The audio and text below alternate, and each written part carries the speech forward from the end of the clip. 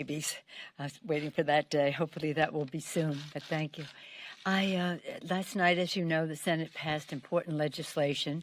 We're very proud of the product. We think it is, we did jujitsu on it, that it went from a corporate first proposal that the Republicans put forth in the Senate to a workers first, Democratic workers first legislation.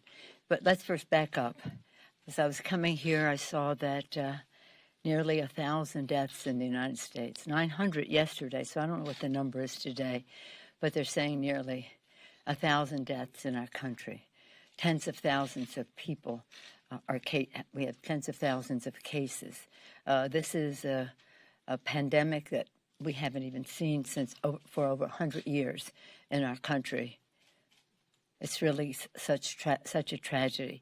So we had to take important action. We had to take action, though, that puts families first and workers first. And that's what we did when we did our first legislation. The first two bills were about addressing the emergency directly. $8.3 billion for research, for vaccine, for a cure. And that's, of course, the light at the end of the tunnel. But funding for testing, very important so that we know we can take inventory of the challenge that we face, and more importantly, that we can address each family's concerns about this. The next bill was about masks, so that we can test, among other things. Emergency. The bill that was passed in the Senate last night and that we will take up tomorrow is about mitigation for all the loss that we have in our economy, while still addressing the emergency health needs that we have in our country. And next, we'll go from emergency mitigation to recovery in terms of where we go to grow the economy, to create more jobs in light of the reality that we've just been through. So right now we have the legislation that will come to the floor tomorrow. I anticipate and feel certain that we will have a strong bipartisan vote. And we take some pride in the fact that, as I said earlier, congressional Democrats in the Senate and in the House were able to flip this over from corporate trickle-down Republican version to bubble-up worker first, families first legislation. Again, we have some other things we want to do, but first we want to take pride in what happens there. For workers, we were able to get, of course, extended from what the Republicans wanted, and expanded unemployment insurance. This is so very, very important. Of course, in terms of funds that go to major corporations or companies or anyone, the direct condition is that, for example, with the airlines, that the money that is given to the airlines is given to the workers directly. It's just a pass through. It goes directly to the workers, and have some conditions on for other money that goes to any of these companies, that they have no buybacks, no dividends, no bonuses, all of those kinds of concerns are so offensive that happened before with federal funds infused into their entities. So we're very happy about all of that. One of the differences, as I said, their corporate down, we're bubble up from workers. I think was demonstrated last night. Can you believe that I think it was every Republican, I think 49 Republicans last night voted in the Senate to deprive those on unemployment insurance of the additional $600 a week. How could it be that in this time of stress and strain and uncertainty about health and life and livelihood, that they would vote that way? But I think it does demonstrate the point that I made, that not about workers first, but the bill got to be there. And I thank the Senate Democrats for using the leverage they have with the 60 votes. I take pride in what we had in our House bill that is in the Senate bill now. So for workers and for families, with all three of our bills, we have put families and workers first. I hope that the UI will. Right now, we want people to take advantage of all of this quickly.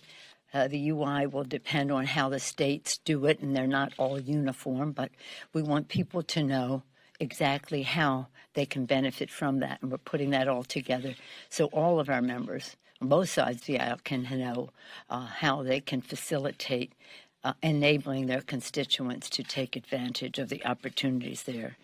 So again, the bill last night and tomorrow will be a large infusion of funds for hospitals, health systems, and state and local governments. We want more, this was a big, strong state, but we need more. Small businesses, so proud of the work of all of our chairmen. They were just dazzling in their knowledge, their strategy, their experience in getting the right kind of bill passed, even though, again, compromising, not getting everything we want, but recognizing that we won the day. Small business want fast relief. Small business, they have meant for rent, mortgage, utility costs, eligible for SBA loan forgiveness. I salute Congresswoman, Madam Chair Nydia Velázquez for what she was able to accomplish there. Students, we secured billions of emergency education funding. Thank you, Bobby Scott, on our team, and our appropriators, Rosa DeLauro, Anita Lowy, et cetera, doing so much work there. Oh, don't get me started on naming my members. I'll be talking about all of them. I will, and you'll see how they are. They present tomorrow on the floor. And we have oversight. You know, there was this idea that they put forth that there would be a $500 billion slush fund for the Secretary of the Treasury with no accountability whatsoever. Are you kidding? With all respect in the world for this secretary, that was not a complete non-starter. So I'm pleased that language that was in the House bill and in the Senate bill it has an inspector general specifically for that account, and also a congressional panel of 5 people appointed by the leaders to oversee how that funding is dispersed. Comes back down, though, to the fact that people are at risk. As I say, tens of thousands cases, nearly 1,000 deaths in the United States. I've said from the start that we must have a proposal that is government-wide, science-based, so that we can really address the challenge that we face in a scientific, evidence-based way. That is not necessarily the course that has been advocated by some, but it's where we must be if we're going to end this. From a scientific standpoint, we have the best minds working 24/7, all hands on deck to find a cure, which is, of course, the light at the end of the tunnel. But if we do not heed the advice of the scientific community about isolation and avoiding as much communal contact as possible, in fact, none, then the light at the end of the tunnel may be a train coming at us, the proverbial train. And we cannot, every day, every week that is wasted on not taking that warning seriously is a problem. It's a problem. So let us thank our men and women who our healthcare providers, our first responders, our emergency service people, firefighters, and the rest who are not only responding to this, but initiating their own efforts, sometimes risking their lives to save others' lives. We need to get them more personal protective equipment. It's absolutely essential, and it is a shortfall right now. We would hope that the government production of the Defense Production Office agency would be called upon to call upon industry to convert to making ventilators and the rest. Testing, mask, ventilators. What's the mystery? We need many more. And a ventilator, just for your information, is not about making you breathe easier. It's making you breathe, period. It is vital to life and death in many cases. So we need an unlimited number, let's think of it that way, endless number of ventilators, and just to name one thing.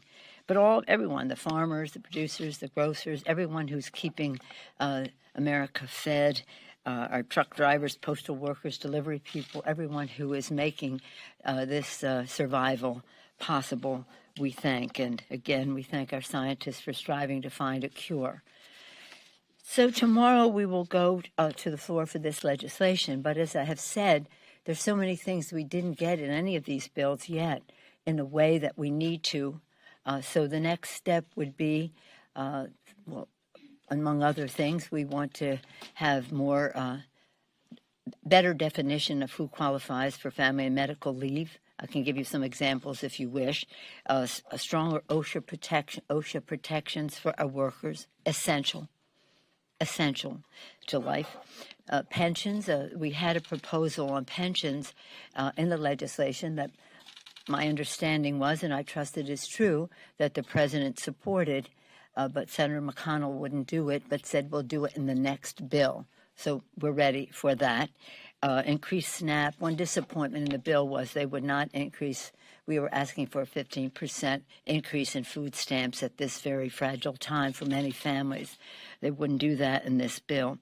More money for state and local governments. That could be, I spoke with the secretary this morning about how we're just not doing enough for state and local government. That's just the way it is.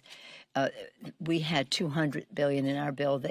We end up with 150, but neither of those figures is really enough.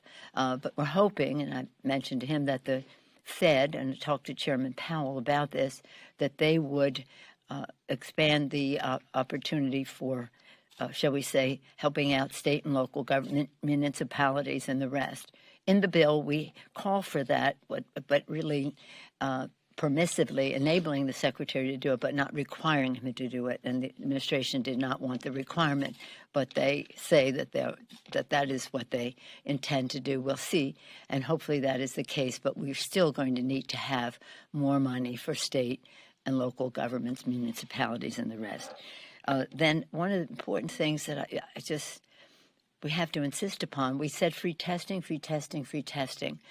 But with free testing is the visit to the doctor's office, the treatment that goes with it, and that has to be free as well, so that we encourage people to be tested. And if they are and they need treatment, they're not fearing the test because they can't afford the treatment. This is all a public health issue. It's in everyone's issue that everyone be tested who needs to be tested. Not everyone, but who qualifies to be tested, but that they do not incur a huge deductible or whatever, co-payment, whatever, for being tested and have the follow-up treatment. And then there's just one other, this came as kind of I don't want to say a surprise because nothing surprises me around here, but it was curious that in this bill, they decided to treat the District of Columbia in a very discriminatory way. It really makes no sense unless you have some other motivation. The District of Columbia has always been treated like a state in terms of distribution of funds, and under that formulation, they would have gotten well over $1 million, maybe $1.25 million or so. And under the formula, they just decided to treat them like a territory now, and they get maybe $500,000 less. I don't know exact figures, but it's very significant. Say it's a third less than what they are getting when they're fighting this challenge here in the District of Columbia. It doesn't make any sense, and we have to have legislation. I don't know if you saw Senator Chris Van Hollen last night during the debate spelling this out. I know it's of concern to Steny and to Mr. Connolly and Mr. Beyer and our colleagues from this region, Mr. Raskin, well, the list goes on, but it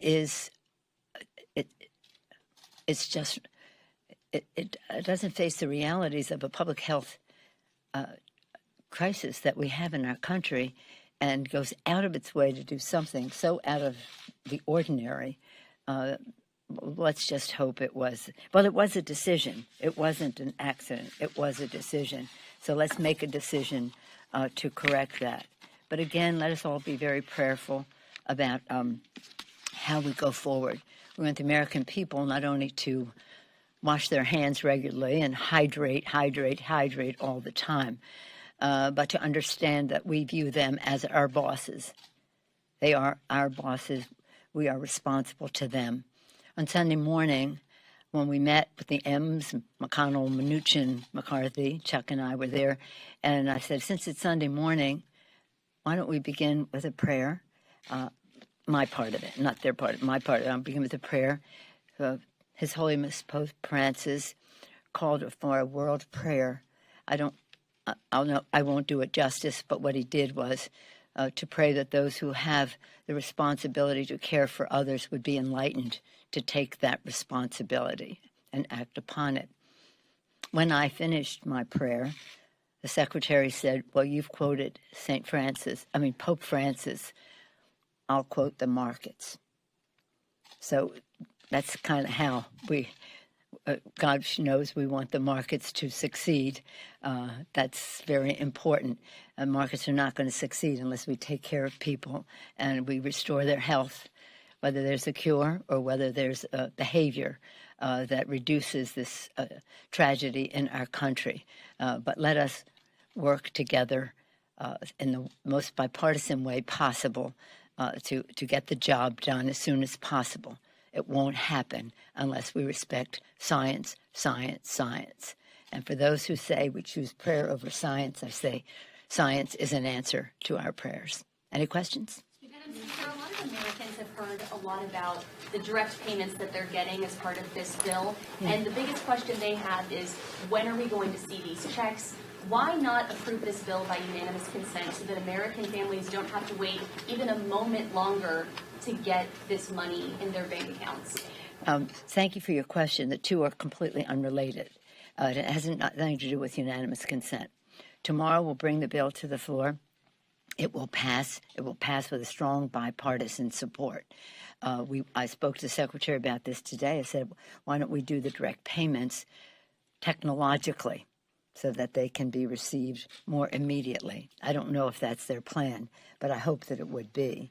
But the people are eager for them. We had bigger direct payments in our bill. I don't think we've seen the end of direct payments. But with all respect to your question, it has nothing to do with unanimous consent. I don't think we will get unanimous consent. I think there's some people on the other side of the aisle who are coming here would object to that. But we're not worried about that. Our members want to come back in order to have the debate, and we expect to have a voice vote on it. But if we don't, we'll be prepared for whatever it is. But one way or another, with losing no time with the UC or anything else, we will be passing the bill tomorrow. So thank you. Madam, what would you say to Americans that have concerns about these loans given to corporations? Why would these corporations seek private loans? And isn't it a moral hazard to bail them out? Shouldn't they have been more conservative with their cash flow to be able to weather this storm? Well, everything that we do in this bill is about the workers. And so where there is any transfer of funds to any entity, it is for them to keep their workers employed or pay benefits to their employees. So nothing is going to anybody without conditions. Some of these CEOs are making upwards of But $18 million that's another issue. We can't deal with that now, but we did prohibit, and thank you for your question. So I can say again, the conditions include preventing any buybacks, all the things that they did in previous times when they had resources, just use that money to enrich themselves in terms of dividends, bonuses, and the rest. And there are some considerations about CEO pay in all of this. But this is an opportunity for us to have the leverage switch from the top, from trickle down from corporate headquarters to bubble up from the assembly room floor. Yes, ma'am. Thank you. You've already started talking about the next phase. Yes. How quickly do you think that bill needs to come together? How big do you anticipate it will be? And do you intend to work on it from Washington or from California? And finally, who should take the lead on it, the House or the Senate? Well, we'll be taking the lead. I think right now what we're advocating is, we took the lead on some, they took one. We really should be operating four corners, the four House and Senate, Democrats and Republicans, as we go along to find as much common ground as we can. But I'll be working on most of it from here, but also with my committees. In the course of this whole thing, my committees were outstanding. The committee chairs were, as I said, dazzling in their knowledge and brilliance about how to get the job done, and they made a tremendous difference. Of course, we didn't get everything we wanted, but it's a compromise. We did very well, and that's why I got a call yesterday from some of the on the other Senate side, not on the Democratic side, saying these members think that it's too much of a Democratic bill.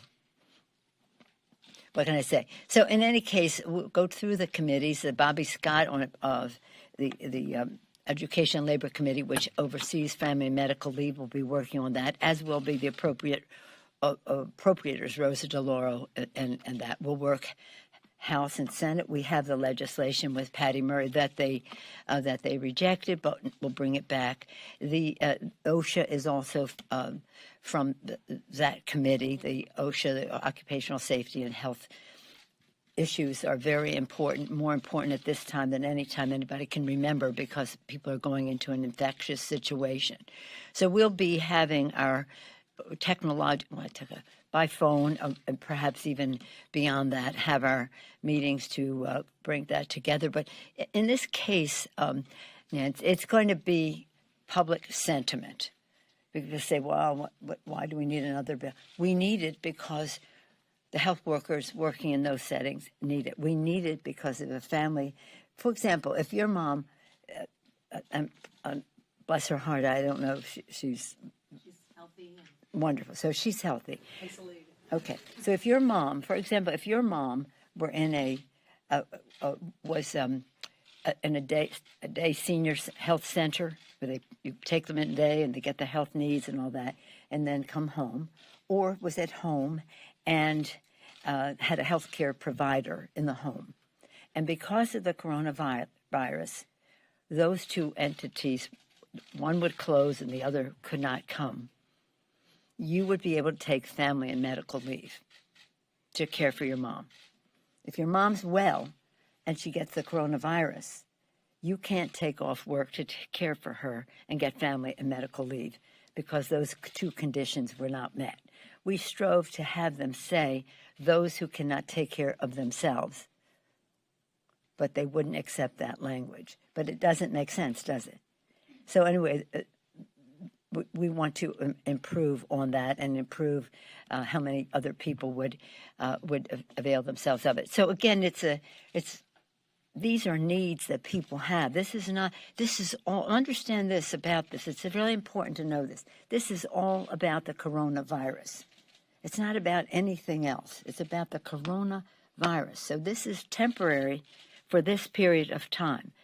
And it's important to know that, because people say, well, why should we do it? Because of the coronavirus. It's a public health issue, and we have to keep people as healthy as we can, and family medical leave is one way to do that. And then some of the other issues that I meant, that what they're getting tested, then they should have not to pay a high copay for the other services that go with that test at this time. When we're talking about of